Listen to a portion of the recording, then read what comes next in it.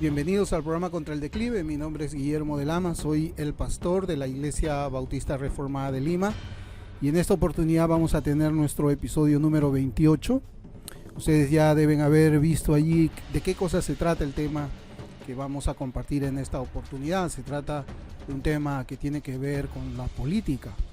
Y es que muchos cristianos han estado comentando a raíz de las últimas elecciones aquí en Perú y también de las elecciones en los Estados Unidos. Yo más veo lo que sucede en los Estados Unidos. Han hablado de que, por ejemplo, ha sido Dios quien ha puesto a Joe Biden en el gobierno, y de aquí en el Perú ha sido Dios quien ha puesto a este gobernante comunista al mando de la nación, de nuestra república.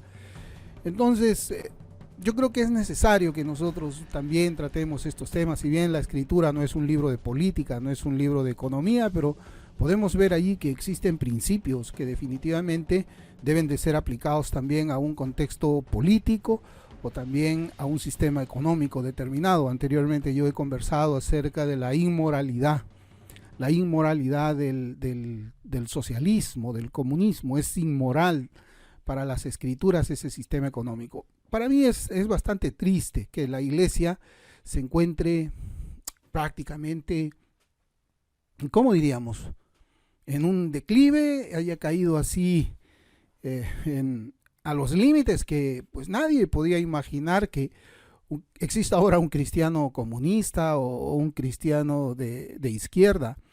Eso para mí es bastante sorprendente.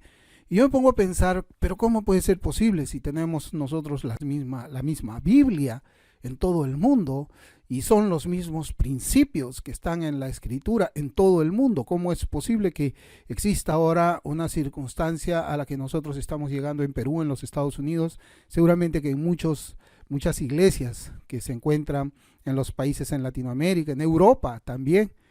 ¿Cómo es posible que hayamos llegado a eso? Pues yo creo de que existe un problema muy grande. El problema que yo puedo reconocer rápidamente, y lo he compartido también con la iglesia, es de que los cristianos leen su Biblia, o los pastores más precisamente, porque los pastores somos los encargados por medio de la palabra del Señor para predicar y enseñar a la iglesia. Entonces los pastores leemos la Biblia, meditamos en la Biblia, pero no podemos hacer la conexión de la escritura con la realidad. No existe ese discernimiento de poder mirar alrededor de nosotros y poder decir, de acuerdo a la escritura, esto es lo que está pasando. Y eso es terrible. O sea, poder leer la Biblia, tener la Biblia abierta en la mano, a mí me sorprende mucho. Y aún estar escuchando también a algunos pastores, entre comillas, que en realidad enseñan un evangelio distinto, otro evangelio, y no darse cuenta. Entonces definitivamente existe un problema muy grande, porque puedo observar de que son pocos los pastores quienes pueden discernir con las escrituras lo que está sucediendo en el mundo. Y es tremendo, porque yo lo que puedo notar es que la iglesia ha retrocedido y ha dejado prácticamente al mundo que sea quien domine ahora en las artes, en la política, en la economía, en todos los aspectos, prácticamente en todos los campos. Y la iglesia lo que ha hecho es replegarse a cuatro paredes y decir, bueno, nosotros somos ciudadanos del cielo, no tiene que importarnos absolutamente nada de lo que pueda acontecer en el mundo.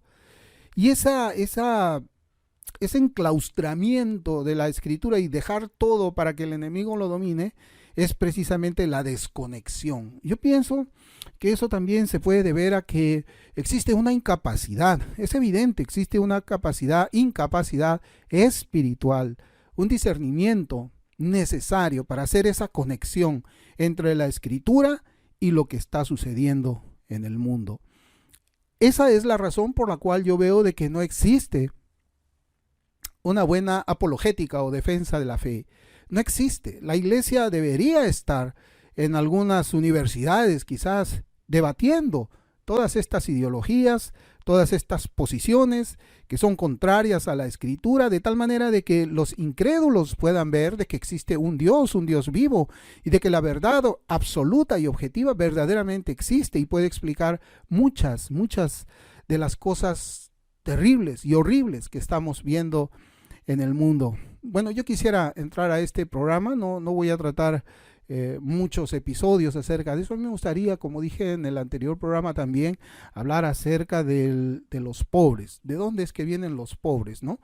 Porque la iglesia no tiene idea tampoco, y yo espero que este programa pueda ayudar de alguna manera para que los pastores y los hermanos en la fe puedan comprender un poco cuál es la relación de lo que nosotros estamos viviendo.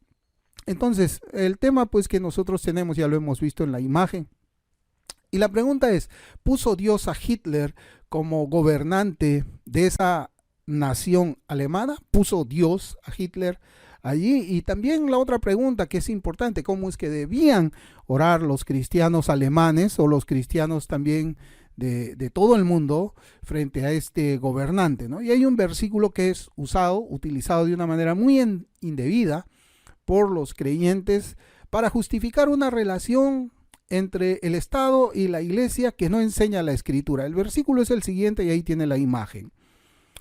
Está en el libro del profeta Daniel, capítulo 2, versículo 21, y la palabra del Señor dice: Él muda los tiempos y las edades, quita reyes y pone reyes, da la sabiduría a los sabios y la ciencia a los entendidos. Bien, como ya he dicho yo anteriormente, quienes eligen los gobernantes son los ciudadanos. Son los ciudadanos. Son ellos los que van a las ánforas de votación, no van los ángeles, por lo menos en países democráticos como en los que estamos viviendo, donde existe un sistema electoral, un sistema de urnas, donde todos los ciudadanos, aún los ciudadanos que son profesantes de la fe cristiana y los que son incrédulos, todos ellos vamos a las urnas, como es el caso de Perú.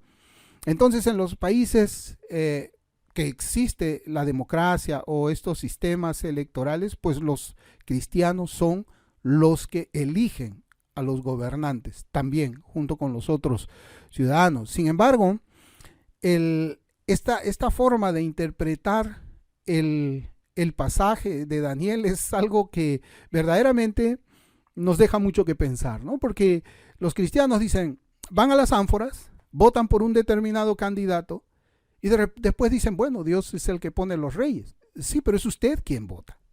Es usted quien elige el gobernante. Entonces, ¿cómo es eso? ¿Cómo es que nosotros podemos llegar a comprender o a unir estas dos realidades, donde nosotros como cristianos vamos a las urnas, pero sin embargo Dios es quien pone a los reyes? Bueno, ya les digo, la responsabilidad de escoger a estos gobernantes recae sobre los votantes, donde se encuentran también los creyentes. Es una responsabilidad. El voto tiene una responsabilidad moral. El cristiano tiene que escoger, tiene que pensar bíblicamente, tiene que discernir cuál de estos candidatos que yo puedo tener delante. Aquí en Perú creo que hubo como 14 o 16, pero cuál de estos 16 es quien tiene una agenda por la cual se asemeje más a los principios de las Escrituras. Por ejemplo, había podemos decir, una diferencia muy clara entre la elección de los Estados Unidos, donde habían dos candidatos, uno que era pro aborto, el otro que era pro vida.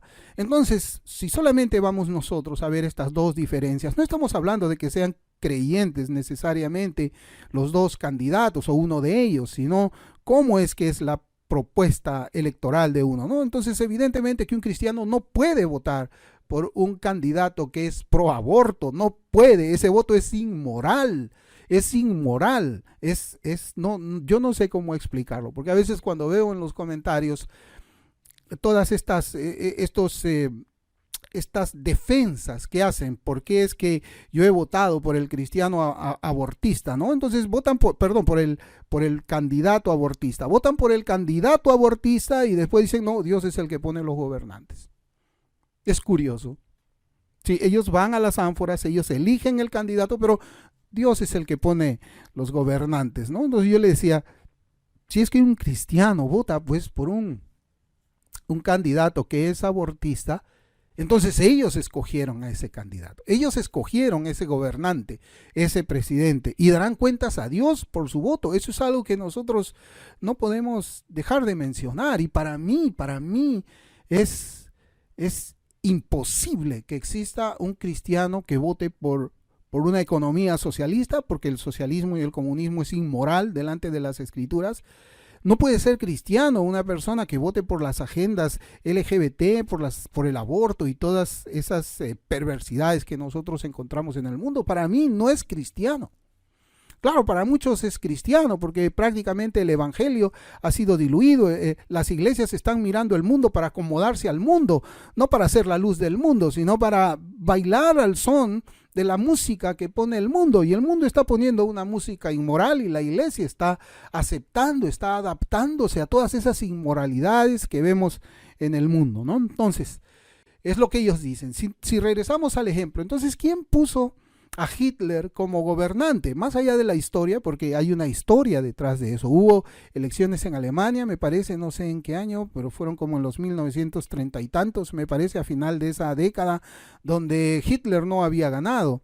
Y me parece ahí de que él hizo alguna especie de triquiñuelas para poder hacerse del gobierno. Pero sin lugar a dudas hubo votaciones, hubo elecciones. Entonces, ¿quién puso a Hitler en el gobierno alemán en esos días? ¿Quién lo puso? ¿Los electores o lo puso Dios?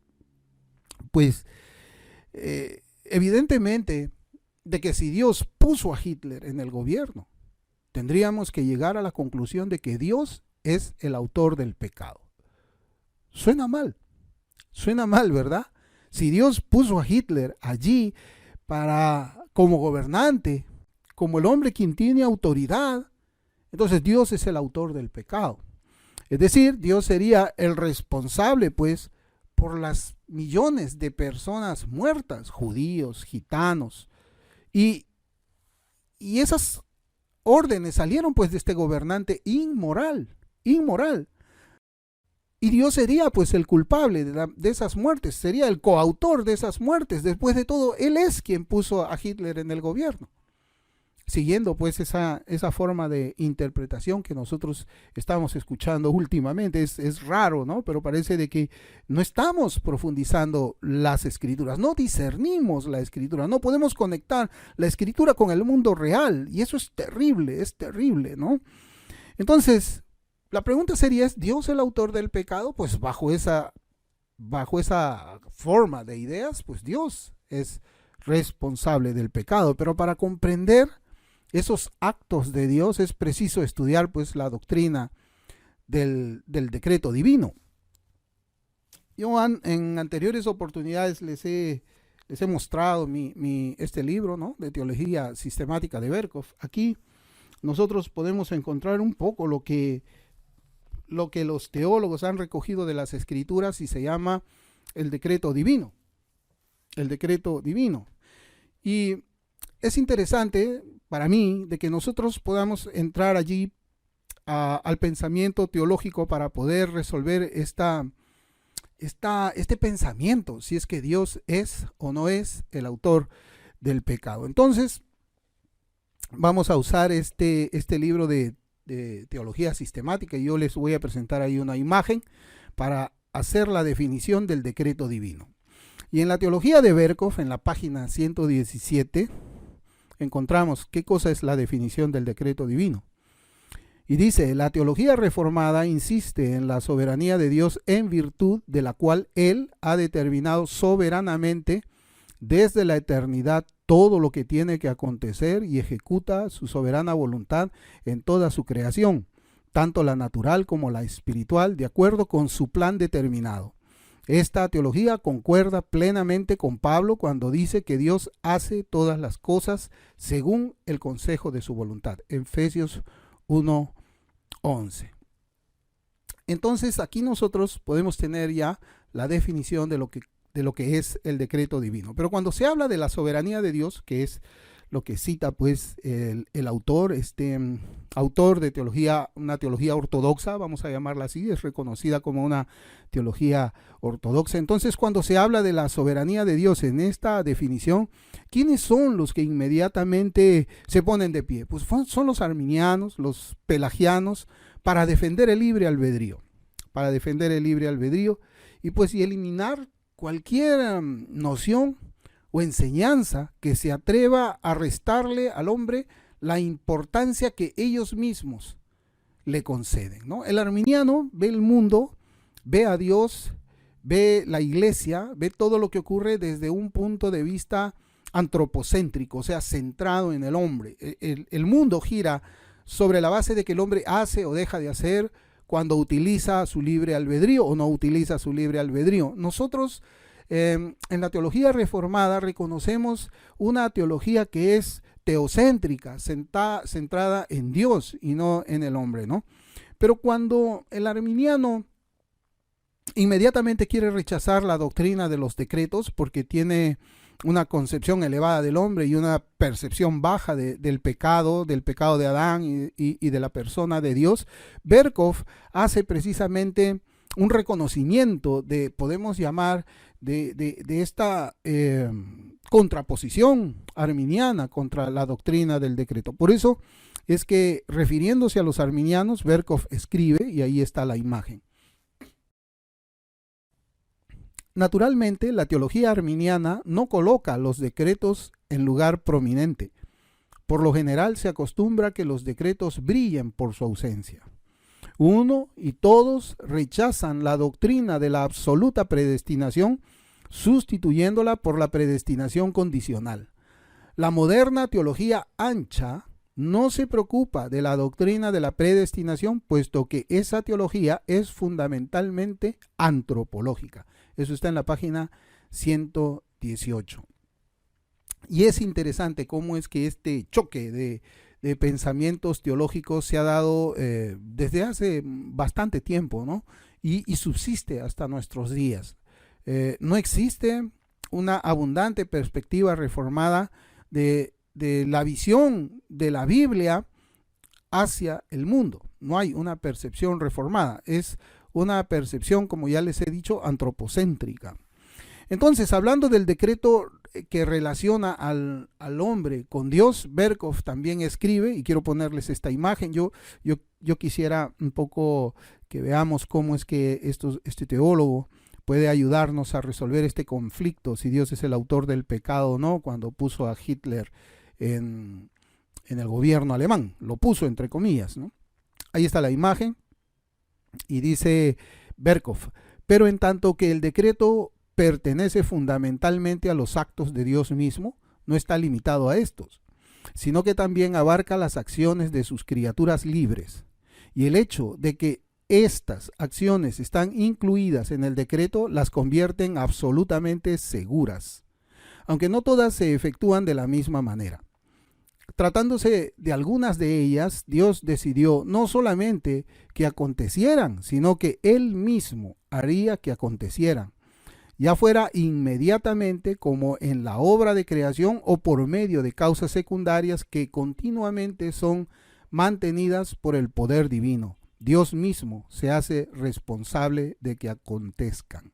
Eso está en la página 120 y 121 de esa teología sistemática. Y en esta parte, para que podamos un poco comprender qué cosa es lo que Berkov habla cuando él escribe acerca de la libertad humana y de la soberanía de Dios, yo quisiera poner el ejemplo de la muerte del Señor Jesucristo. Entonces voy a compartir con ustedes esta imagen. Es de un versículo, miren, un solo versículo de la Escritura, y la imagen es esta.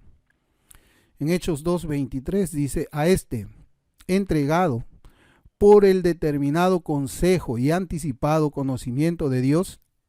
Acá hacemos un alto. Yo he puesto ahí en negritas soberanía divina, porque este versículo se divide en dos partes. En un solo versículo podemos ver la soberanía divina y también podemos ver la responsabilidad humana. Entonces, la segunda parte de este versículo dice: prendisteis y matasteis por manos de inicuos crucificándole. Ahí está la responsabilidad humana.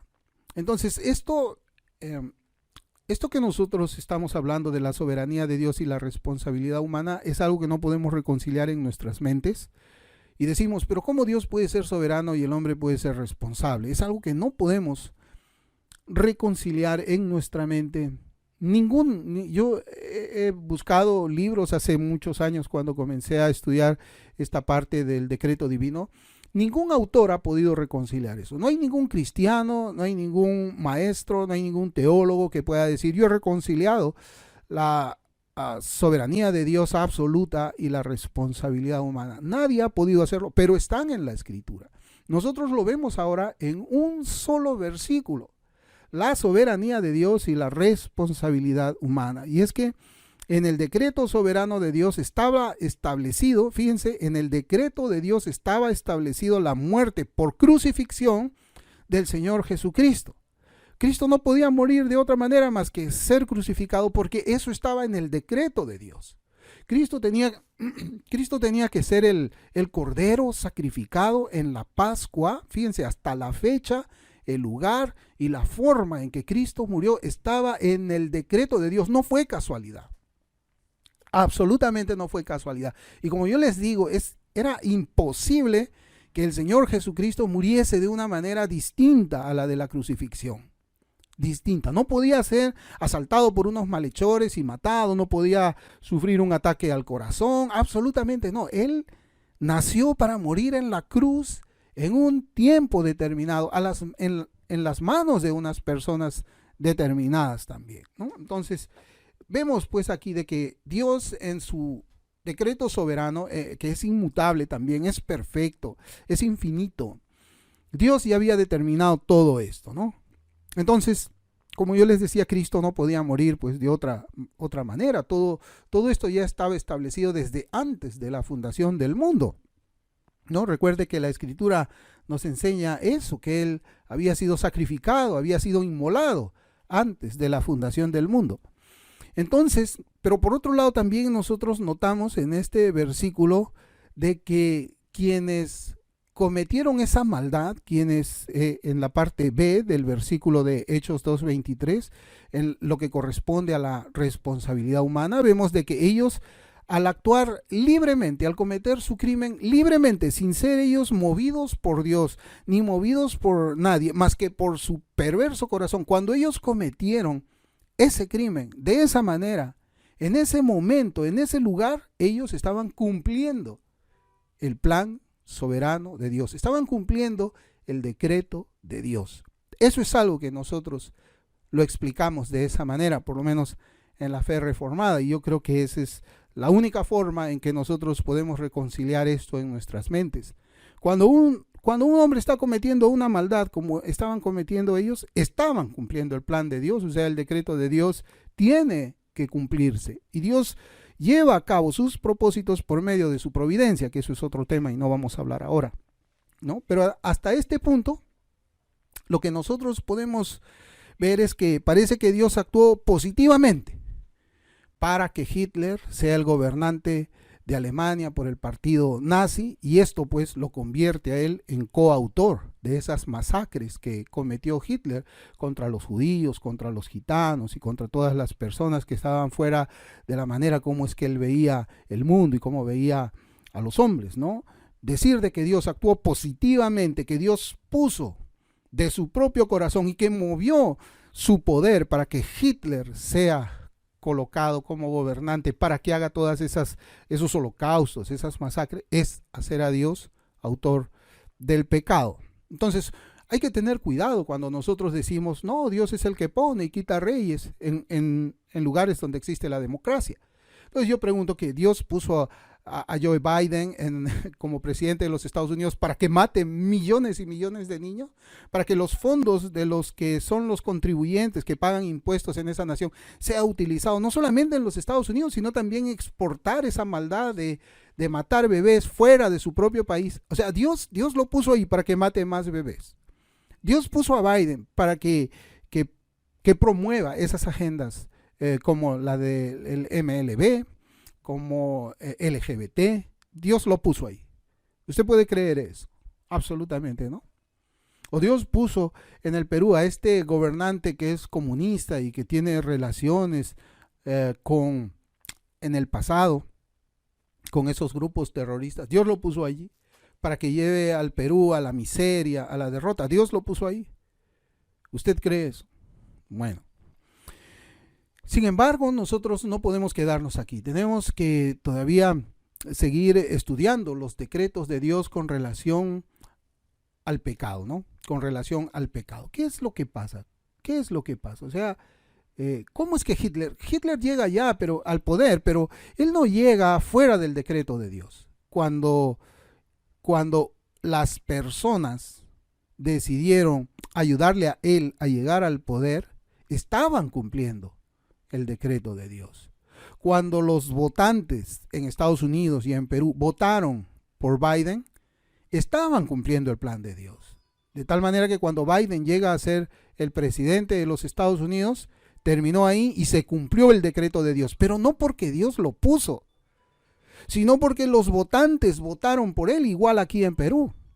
Entonces, cuando se dice Dios pone reyes y quita reyes, sí, pero como les vuelvo a repetir, son los electores quienes ponen sus propios gobernantes. Pero la teología reformada reconoce lo que se llama el decreto permisivo.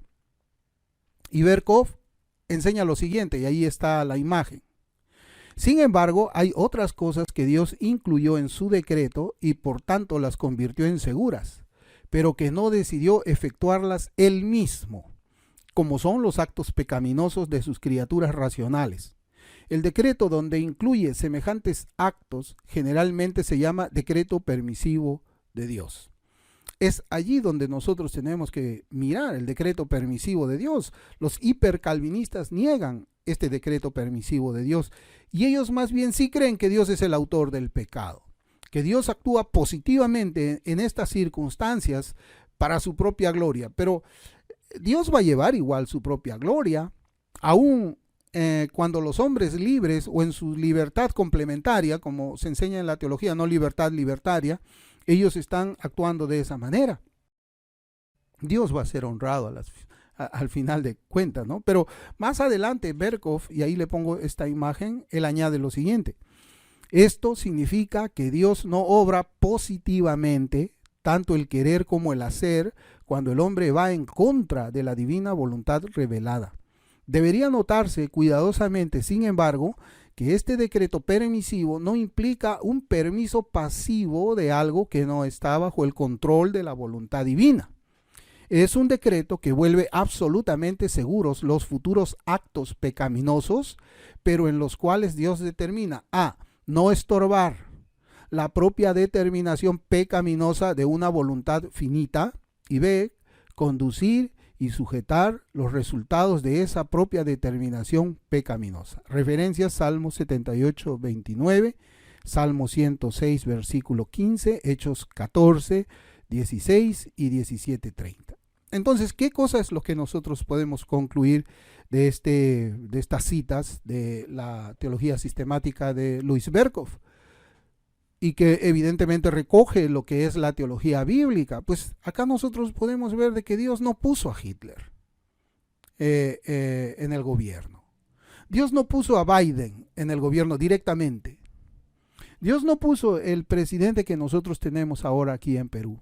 Fueron los votantes quienes hicieron eso. Fueron las personas que fueron a las ánforas y decidieron darle su voto a Biden y cumplieron así el decreto de Dios. Hicieron seguro el decreto de Dios. Fueron las personas que ayudaron a Hitler a subir al poder y así ellos cumplieron el decreto de Dios.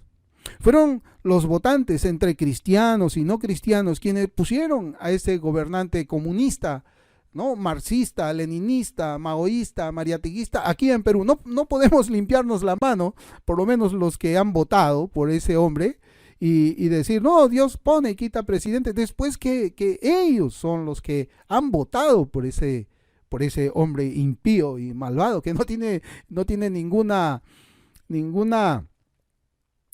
conciencia, creo yo, de usar aún la religión, y a su esposa que dice que es evangélica para alcanzar sus metas malvadas. Bueno, entonces Dios no es quien pone a esos gobernantes perversos, no. Si bien Dios pone y quita reyes, cuando nosotros vemos el decreto, y lo hemos visto aquí, espero que hayamos aprendido un poco eso, vemos pues de que son los hombres quienes en su maldad cumplen lo que Dios había decretado que ocurriera, ¿no? Por medio del decreto permisivo. El otro tema es, ¿deben orar los cristianos por los gobernantes malvados? ¿Cómo oraría un creyente norteamericano por su presidente, Biden? ¿Cómo oraría un creyente genuino aquí en Perú por el presidente comunista? ¿Cómo oraron los cristianos por Hitler, el presidente de Alemania? ¿Cómo es que debemos orar? ¿Orábamos, por ejemplo, para que el Señor prospere sus vidas? Orábamos, bueno, evidentemente orábamos por la salvación de ellos, ¿no? Yo creo que esa es una manera lícita de oración. Pero ¿qué cosa le pedían además los cristianos alemanes a Hitler? ¿Cómo es que intercedían a Dios por Hitler? ¿O cómo es que un cristiano actual que vive en los Estados Unidos debe orar frente al gobierno de Joe Biden? Un hombre extremadamente abortista. ¿Cómo? Bueno, hay un pasaje también que es malinterpretado por muchos, ¿no? Está pues en esa imagen, ahí le pongo, Romanos 13, versículos del 1 al 4.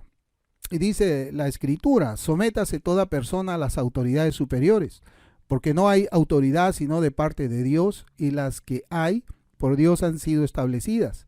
De modo que quien se opone a la autoridad, a lo establecido por Dios resiste, y los que resisten acarrean condenación para sí mismos. Porque los magistrados no están para infundir temor al que hace el bien, sino al malo. ¿Quieres pues no temer la autoridad? Haz lo bueno y tendrás alabanza de ella, porque es servidor de Dios para tu bien. Pero si haces lo malo, teme, porque no en vano lleva la espada, pues es servidor de Dios, vengador para castigar al que hace lo malo. Bueno, este versículo nos dice pues de que las autoridades son puestas por Dios. Son puestas por Dios. ¿Pero qué autoridad es puesta por Dios?